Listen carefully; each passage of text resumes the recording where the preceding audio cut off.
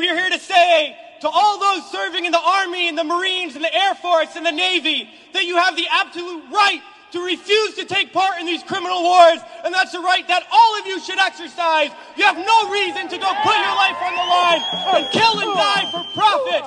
We've been to Iraq, we've been to Afghanistan, and we know what these wars are really about. And we joined the military for many reasons.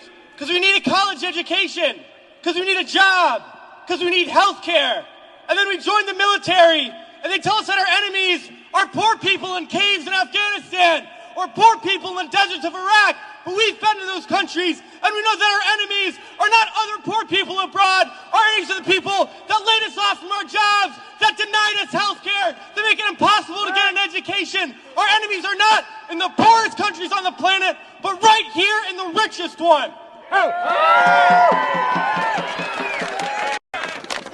Now these wars, the occupations of Iraq and Afghanistan alone are costing over $700 million every single day. This is a crime every single day, while so many of us are hurting. Well, I think all of us here and the vast majority of people in this country would agree that we can spend $700 million a day better than bombing people that we have no reason to bomb. We can spend $700 million a day rebuilding those countries we've destroyed. We can spend $700 million a day caring for the veterans we get home when they get home. And then we can spend $700 million a day giving every single person health care, a college education, a job, and a livelihood, and a home. That's what we need to be spending our money on. But this government is not going to do that. They're not going to use the money in that way. They're not going to end the wars. And they're not going to do it because it's not our government. It's their government.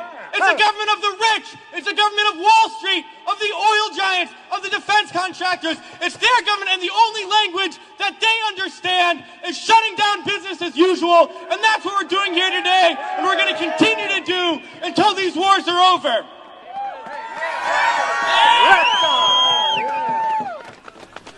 Well, it's crystal clear now that these wars are going to continue and expand and go into other countries. That is the trend. That is what we know, that there is perpetual war, and it's only going to stop if the people stand up and stop it. And that's what we're going to do, sisters and brothers.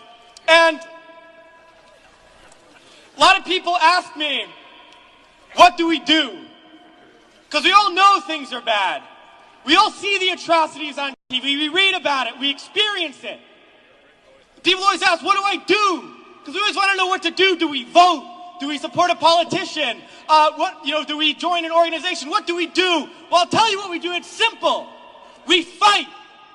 We fight and we fight and we fight, and we shut down our workplaces. We shut down our schools. We shut down the streets. We shut down business as usual, and we fight until we force the people in there to do what the people out here want, because that's how we're going to get around, and we're going to fight until there's not one more bomb drop, not one more bullet fired, not one more soldier coming home in a wheelchair, not one more family slaughtered, not one more day of U.S. imperialism. So let's fight to make that happen. We can do it today, and then the days ahead, we have to fight to end these wars and create a better world, sisters and brothers. So join us in that fight. Thanks.